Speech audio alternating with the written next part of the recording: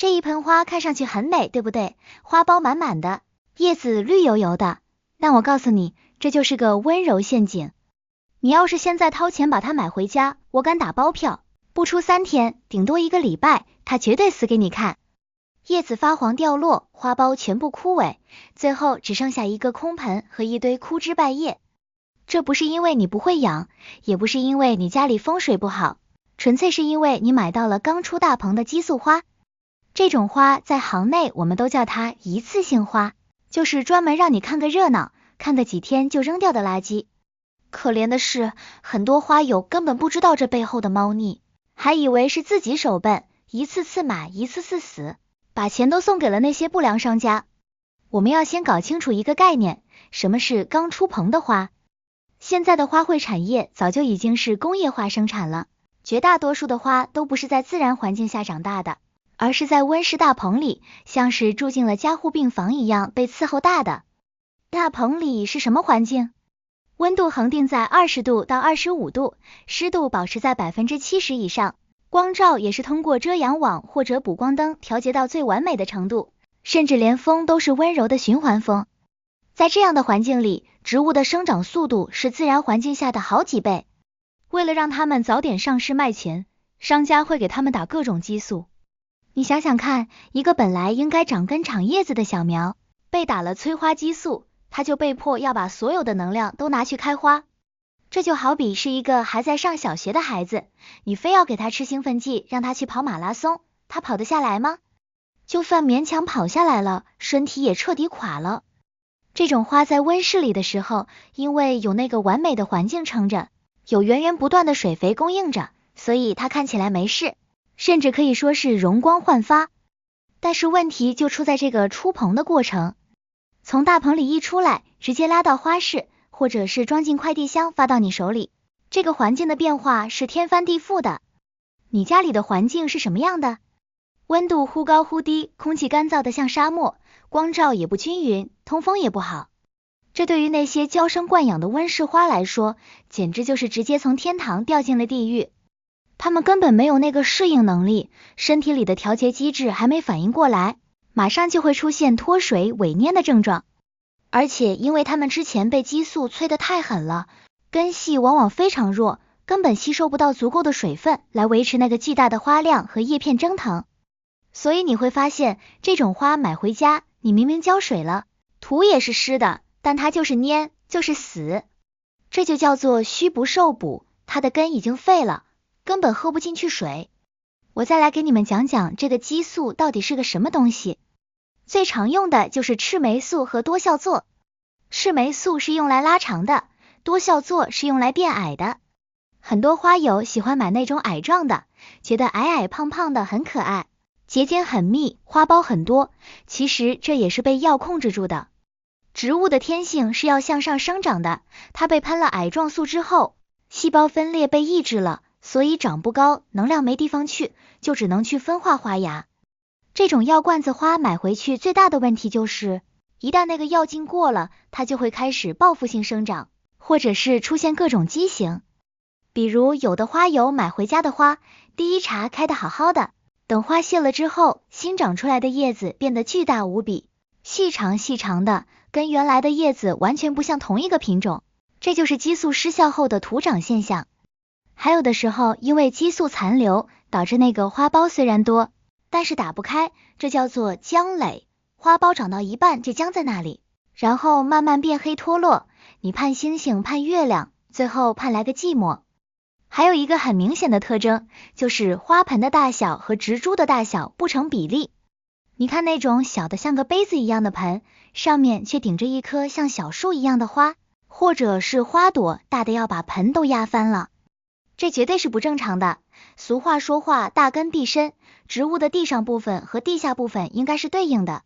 如果上面长得很茂盛，下面盆却很小，那就只有2种可能，一种是这盆花已经严重盘根了，根系在里面绕了好几圈，全是老根死根，吸收能力很差，你买回家很难换盆，一动就死。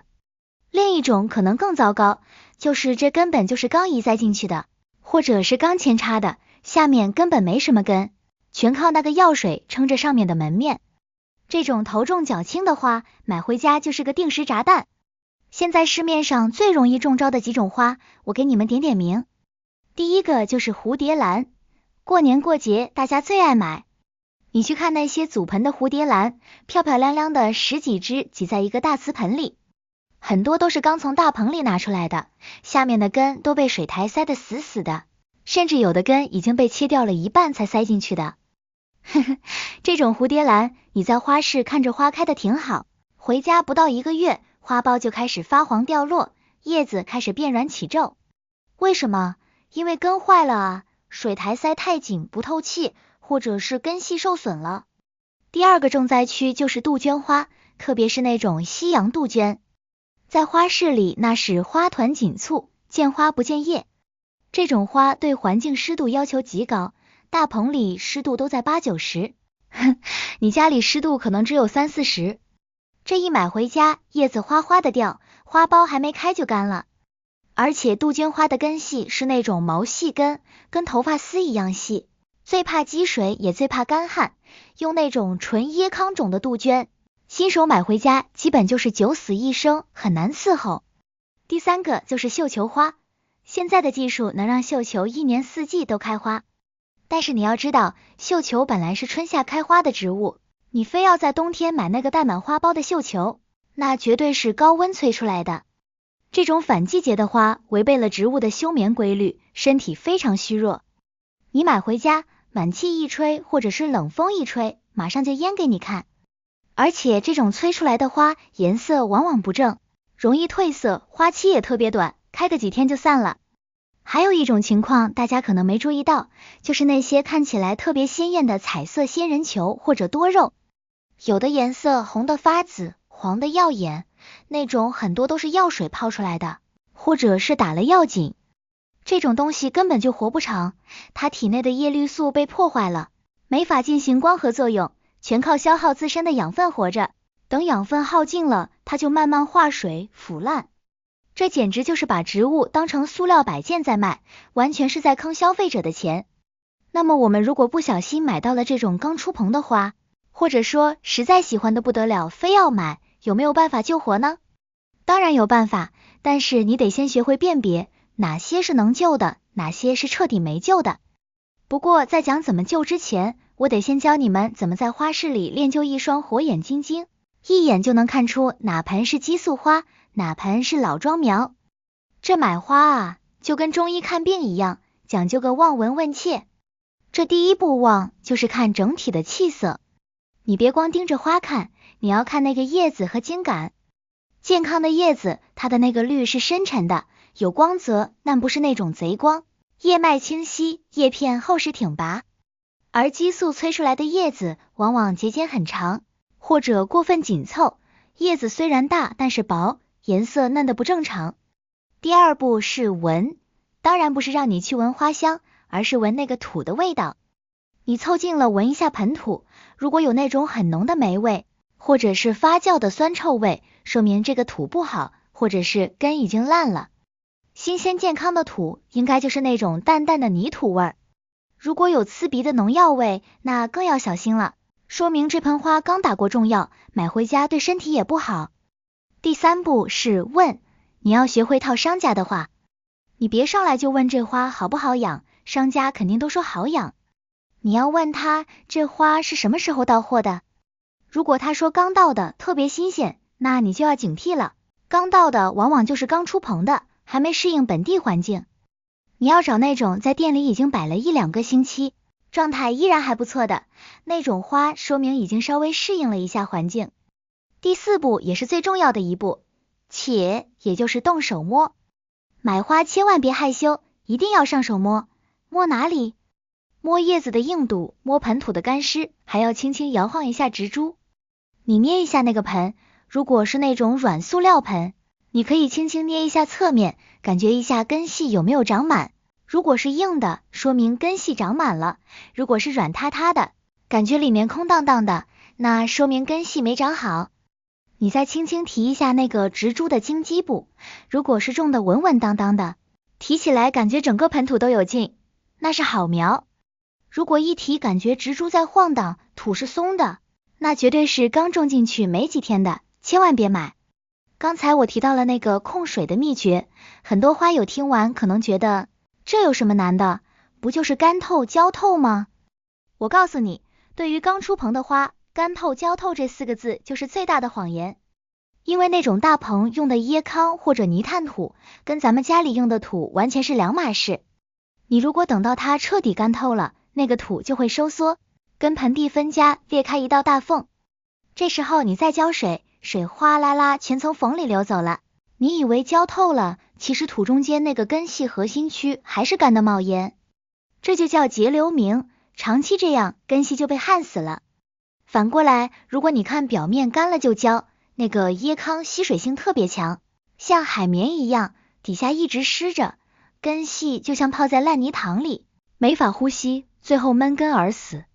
所以真正的控水秘诀叫掂量法，哪怕你是新手，这一招也绝对好使。你把花盆拿起来，在手里掂一掂重量，如果感觉轻飘飘的，没什么分量了，那就说明水快干了，可以浇水了。如果拿起来感觉沉甸甸的，哪怕土表面看起来干了，也千万别浇，因为下面肯定还湿着呢。对于那些大盆搬不动的，你就找根竹签子，插到土里去，过个10分钟拔出来看，竹签如果是湿的，就别动它。这个方法比你用眼睛看，用手摸表面要准得多，因为它测的是盆土内部的真实状态。接下来我要说一个最反人性的操作，就是辣手催花。我知道你买这盆花就是为了看那个花苞，但是对于刚出棚的虚弱苗来说，那些花苞就是累赘，就是吸血鬼，它们会源源不断的消耗植株体内仅存的那点养分，如果不减，根系还没长好，养分就被花苞吸干了，最后的结果就是花也没开好，苗也死了，人财两空。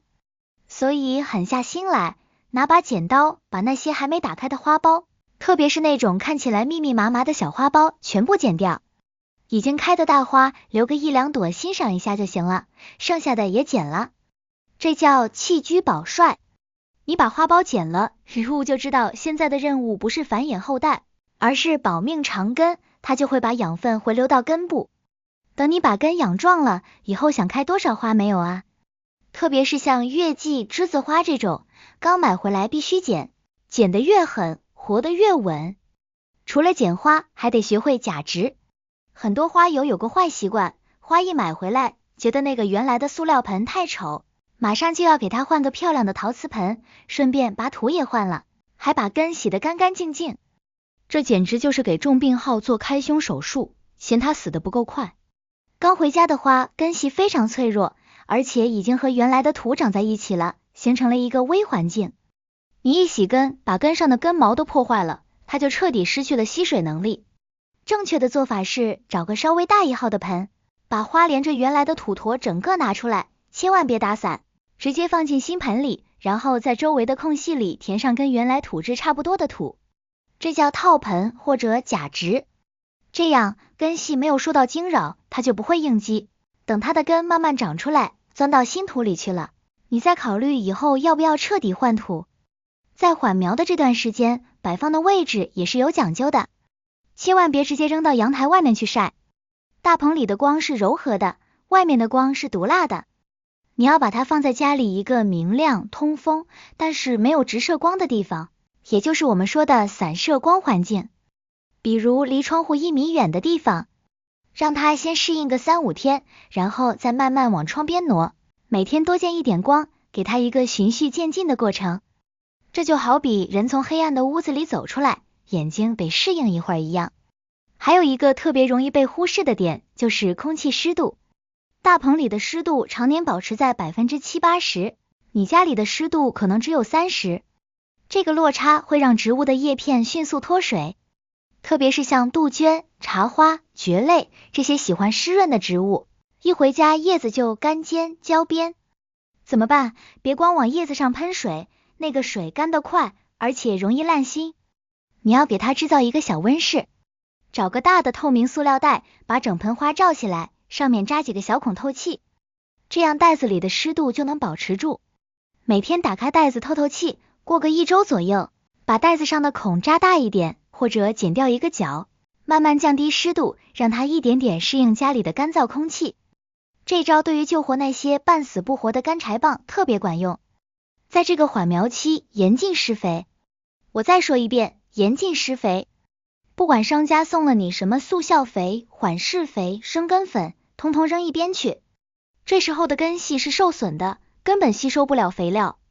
你给它施肥，那些高浓度的盐分会把根系里的水分倒吸出来，直接导致烧根。什么时候能施肥？要等到它开始长新叶子了，那个新叶子舒展开了，说明根系已经恢复工作了，这时候才能给一点点薄肥，而且浓度要比说明书上还要淡一半。现在我们来具体说说几种最容易踩雷的花到底该怎么救。先说那个药罐子月季。刚买回来的大棚月季，10盆有9盆带着红蜘蛛或者蓟马。这些虫子在大棚里已经有了抗药性，特别难杀。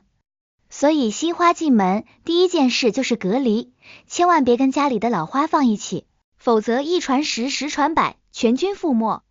你要把它单独放在一个地方，先检查叶子背面有没有红点或者白色的粉末，如果有，赶紧打药，把病叶摘了。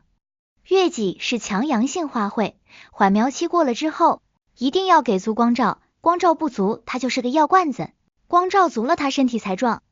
而且月季特别怕闷，通风一定要好，哪怕是冬天，中午暖和的时候也要开窗透透气。再说那个栀子花，大家都说它是很难养，其实栀子花最大的问题是土，大棚里用的往往是那种黄泥土，硬的像石头一样。这种土在南方还好，到了北方水质一硬，土就板结，根系根本扎不进去。但是你刚买回来又不能洗根换土，怎么办？你可以用一根筷子在盆土周围戳几个洞，增加透气性。浇水的时候可以在水里滴2滴白醋或者是柠檬酸，调节一下酸碱度，防止黄叶。等它养了1年半载，根系长满了，再在春天给它彻底换成疏松透气营养土。还有那个蝴蝶兰，我刚才说了，很多蝴蝶兰的根都被水苔闷坏了。你买回来如果发现状态不对，别犹豫，赶紧把水苔扒开看看。如果根已经烂了、空了，就把烂根剪干净，只留健康的硬根。